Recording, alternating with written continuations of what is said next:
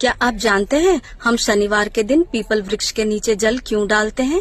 यह ऋषि पिपलाद की बेहद करुण कथा है। वह ऋषि दधीची एवं सुवरचला के पुत्र थे। दधीची ऋषि जो देवताओं के कल्याण के लिए अपनी हड्डियों का दान कर दिए।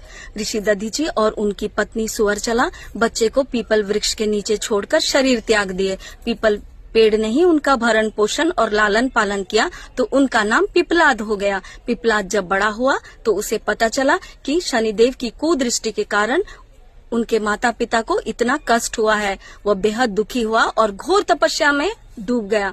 शनिदेव को प्रसन्न करके उनसे वर मांगा कि वो किसी भी बच्चे को 16 वर्ष तक शनि पीड़ा नहीं होगी और जो कोई भी पीपल वृक्ष के नीचे जल डालेगा शनिदेव की कृपा दृष्टि उन पर पड़ेगी। तो देखिए एक कठिन परिस्थिति में जन्म लेकर भी वह लगन से कितना महान बन गए।